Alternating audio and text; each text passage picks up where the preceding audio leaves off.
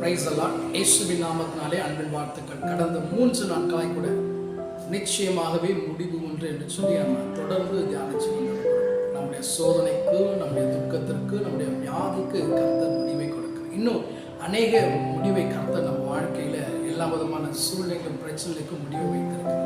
இந்த நாளிலும் ஆதியாகமத்தின் புஸ்தகம் 37ஆம் அதிகாரத்தை வாசிக்கும் போது அங்கு யோசேப்பை குறித்து சொல்லப்படுகிறது.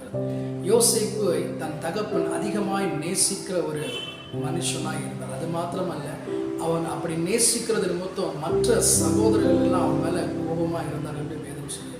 அது மாத்திரமல்ல, அந்த சகோதரர்கள் என்ன செஞ்சாங்க அப்படின்னா, அதே 37ஆம் அதிகாரம் 23-24 வசனம் சொல்லுகிறது, யோசேப்பு தன் சகோதரிடத்திலே சேர்ந்த போது யோசேப்பு உடுத்தி கொண்டிருந்த பலவர்ண அங்கே அவர்கள் கழிச்சு அவனை எடுத்து அந்த குடியிலே போட்டார்கள். அது தண்ணீர் இல்லாத வெறும் குடியா இருந்தது.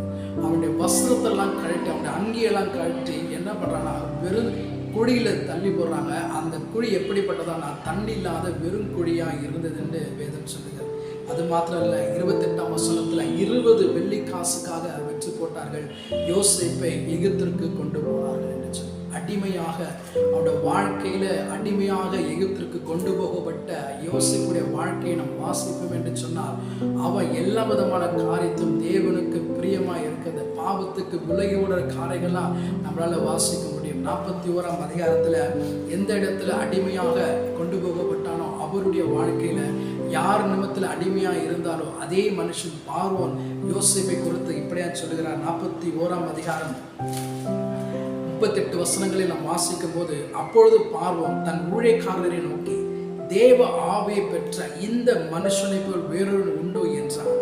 பின்பு பார்வோன் யோசேப்பை நோக்கி, தேவன் இவை எல்லாவற்றும் உனக்கு வெளிப்படுத்துகிறபடினால் உன்னை போல விவேகம் உள்ளவன் ஞானம் உள்ளவன் வேறு ஒன்றுவரும் இல்லை என்று சொன்னார். அது மாத்திரம் இல்லை, நீ என் அரண்மனைக்கு அதிகாரியாய் இருப்பாய், உன் வாக்கின்படியே என் ஜனங்கள் எல்லாரும் அடங்கி நடப்பார்கள், சிங்காசனத்து மாத்திரம் உன்னிலும் நான் பெரியவனாய் இருப்பேன் என்றான்.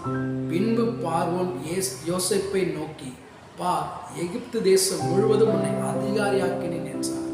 பார்வோன் தன் கையிலே போடப்பட்டிருந்த தன் முத்திர மோதத்தை கழிச்சு அதை யோசேப்பின் கையிலே போட்டு மெல்லிய வஸ்திரங்களை அவனுக்கு உடுத்தி பொன் சரைப்பை அவன் கழுத்திலே தரித்து, வேதம் சொல்லுகிறது, அடிமைக்கு ஒரு முடிவை இந்த இடத்துல நம்ம வாசிக்கணும். எந்த இடத்துல அடிமையாய் கொண்டு போகப்பட்டாரோ யோசேப்பு, அதே இடத்துல யாருக்கு அடிமையா இருந்தாரோ அதே மனுஷன் என்ன சொல்றாருன்னா, இந்த இடத்திற்கு கர்த்தர் உன்னை ராஜாவா இவர் தேசத்தின் அதிகாரியா உன்னை வைப்பேன் என்று சொல்லி அவர் கையில இருந்த ஒரு முத்திர மோதத்தை யோசேப்பு கையில போடுகிறதை நம்மளால் வாசிக்க முடியும். எந்த வஸ்திரம் கிழிக்கப்பட்டு கடந்து போனோம்னா அவனுக்கு ராஜ வஸ்திரத்தை கர்த்தர் கொடுக்கிறதை நம்மளால் வாசிக்க முடியும். இதை கேட்டுக்கொண்டிருக்கிற தேவ ஜனமே, நம்முடைய அடிமைத்தனத்திற்கு கர்த்தர் ஒரு முடிவை வைத்திருக்கிறார். நீங்க எந்த இடத்துல தள்ளப்பட்டீங்களோ, கர்த்தர் எதற்காக அடிமையா யோசேப்பு கொண்டு போகப்பட்டானோ அந்த இடத்துல கர்த்தர் ராஜாவாய் மாற்றுகிறது நம்மளை வாசிக்க முடியும். இவர் மாத்திரமல்ல, தானியேல் கூட வேதம் சொல்லுகிறது, பாபிலோனில் அடிமையாய் கொண்டு போகப்பட்ட மனுஷன்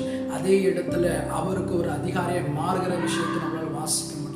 தேவ ஜனங்களே, தேவனுக்கு பயந்து நாம் வாழப்படும் போது நம்ம எந்த சூழ்நிலை அடிமைப்பட்டிருக்கிறோம், கர்த்தர் அந்த அடிமையை மாற்றி நம்மளோட வாழ்க்கையில ஆசீர்வாதத்தை கொடுக்கிறவராக இருக்கிறார். ஒருவேளை பாவத்தில் நீங்க அடிமைப்பட்டு இருக்கலாம். எந்த அடிமை இருந்தாலும் தேவ சமூகத்தில் நாம் கடந்து வரப்படும் போது கர்த்தர் எல்லா அடிமையும் மாற்றி அந்த அடிமைத்தனத்திற்கு ஒரு முடிவை கொடுக்கிறார். அந்த முடிவு எப்படிப்பட்டதா இருக்கிறதுனா, அநேகர் கண்டு ஆச்சரியப்படத்தக்கதான ஒரு முடிவை கொடுக்கிறதா இருக்கிறது. கர்த்தர் இந்த வார்த்தை நிமித்தம் நம்மை நடத்துவாராக.